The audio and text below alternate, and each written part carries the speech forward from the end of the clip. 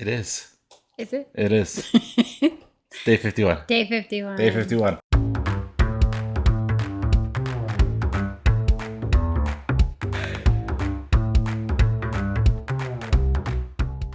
And I'm very full of water. I just drank like 40 ounces of water right there. So I was a little behind on my water today, so I kind of pushed it through at the end there. Pushed it through. Yeah.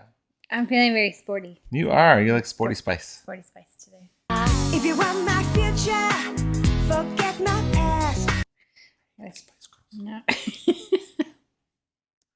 So this is not the topic, but I decided to try this thing this weekend because you're gonna talk, but I'm gonna say something first. Okay. When I read Ikigai, which we've talked about before, they talked about an experiment. I may have mentioned this before, I'm not sure, where they asked a group of older men to dress like they were, like they did when they were 18 or whatever, and they had them go sort of back in time to this place where it was like the 1950s or whatever decade. I've seen that movie. It's called Cocoon. Beyond the innocence of youth and the wisdom of age lies the wonder of Cocoon. No. Oh. Anyway, I've never actually seen that, so I don't know if that's funny or not. It's very funny. Anyway, so, and they, like, their arthritis got better, and, like, people thought that they looked younger. They took a picture of them before and after. So, long story short, I guess, I made a playlist of songs from 1998, and I've been playing it for a couple days just to see if it makes me look younger. I don't have arthritis, but I don't know. I thought it would be a fun experiment to try. It's good music for a week, right? I know. Well, it's good music, period. And I've been singing them, and it's been kind of fun. So, but you can talk about your thing since my thing's not that interesting, I guess. Your Cocoon thing is not that interesting. I've never seen that movie. It's actually a really good movie. I don't know why. It's a Steven Spielberg movie. It's really good. Okay. All right. Anyway, so I wanted to talk a little bit about something new that I'm trying as well. And I know it's kind of weird to start something new in the middle of a challenge, but No, it sounds exactly like you. I'm wow.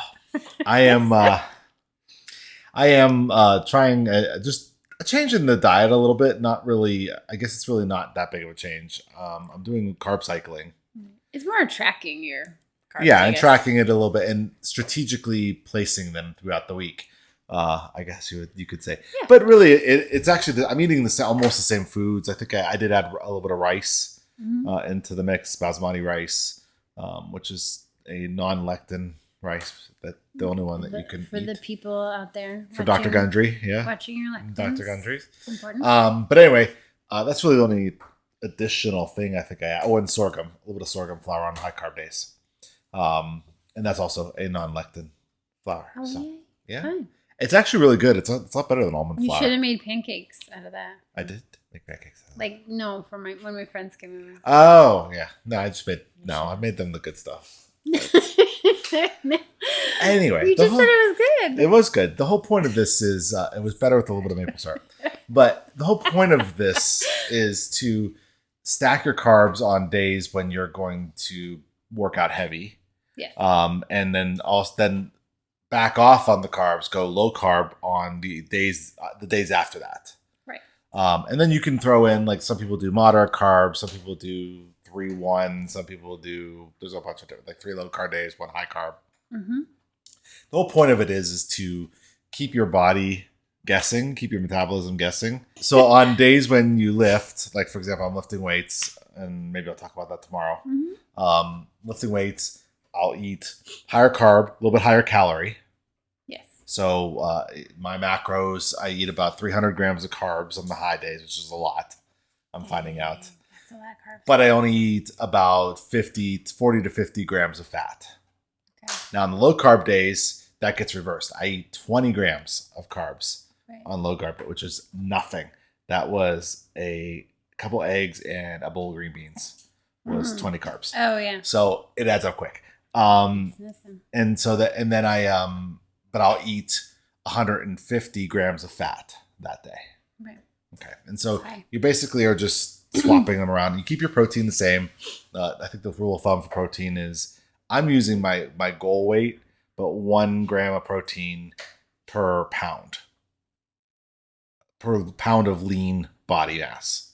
Oh, okay. So I'm at about 160 to 170 grams of protein a day.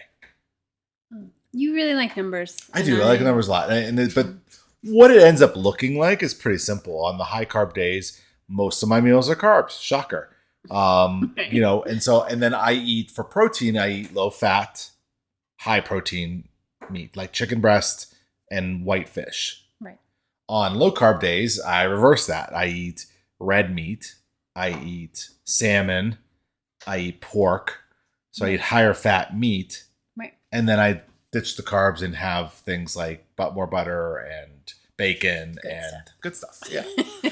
So it's so far I've only been doing it for a couple days. I mean, my weight has stayed about the same, but I haven't really been. My first couple days I kind of messed up my macros, so I don't think that's okay. that bad. But I haven't gained weight, so that's good. I think it's been good for you though, because it's really keeps you planning ahead, which is something, to be fair to you, that I think you struggle with just a little. Yeah. Of planning ahead. And so I think tomorrow I'll talk about the work, the exercise that I'm doing to pair with that. Yeah. And then we can go from there. But yeah, look into it. And everybody's different. I'm not going to tell you how to do it. You know, I'll tell you how to do it. But yeah, like I said, look at carb cycling. There's a bunch of different ways. Men's different than women. It's different for men than it is for women. Really? So, are there differences between men and women? Boys have a penis, girls have a vagina. Thanks for the tip. anyway. Well, yeah. I mean, I appreciate you saying that, because I think that it is so different. We are different. Right. Obviously, men are physically stronger, generally speaking, than women.